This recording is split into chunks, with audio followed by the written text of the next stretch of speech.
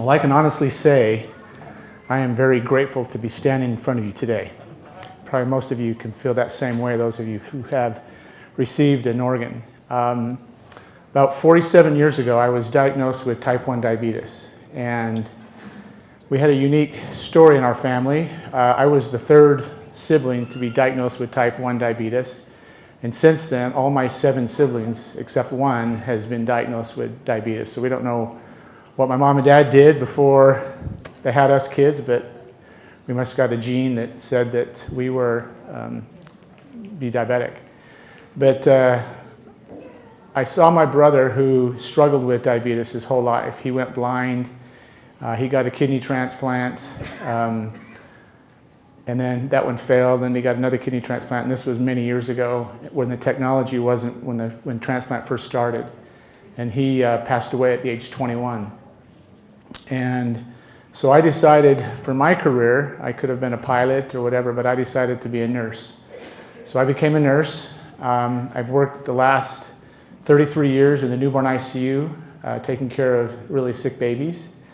And then I'm an avid skier, biker.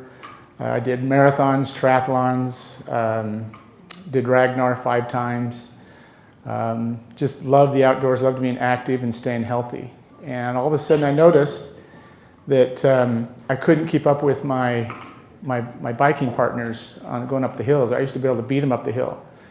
And I went to my doctor religiously every 6 months. And my doctor kept saying, well, you're doing great. Your diabetes is doing great. Just keep doing what you're doing. And then he retired. And I think he was just done practicing medicine. So I got a brand new doctor right out of med school who was actually younger than my youngest child. I looked at him like, you're the doctor? And he did some tests, and he called me up later that day and says, I need you to come back today or tomorrow. So I said, okay. So I came back the next day, and he said, I need you to go see a nephrologist. I says, what for? And he says, you're a GFR, which is a condition that tells you how your kidneys are doing, was 17.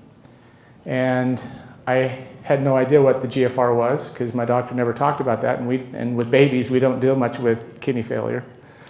But I went to the doctor and the nephrologist, and his first words out of his mouth was, you need a kidney transplant.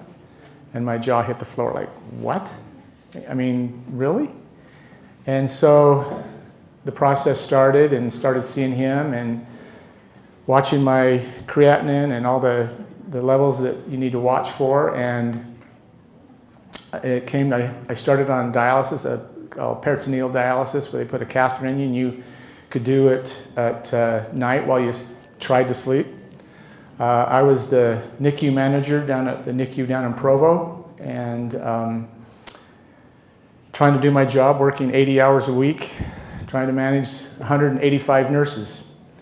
And it was time-consuming and very difficult, and kept getting sicker and sicker. And then my neighbor, I got a female kidney, so I guess I have female hormones now.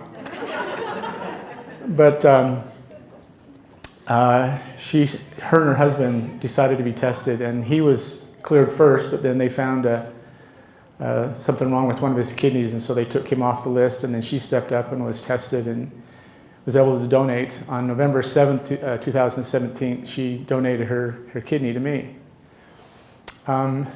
During my recovery, the team at the Kidney Transplant Center was amazing. They worked with me and taught me so many different things. I decided to step down as the nurse manager, and now I work in the transplant center, helping you guys get your organs if you need them. So I've been on both sides of the fence. So now I'm on the side of the fence of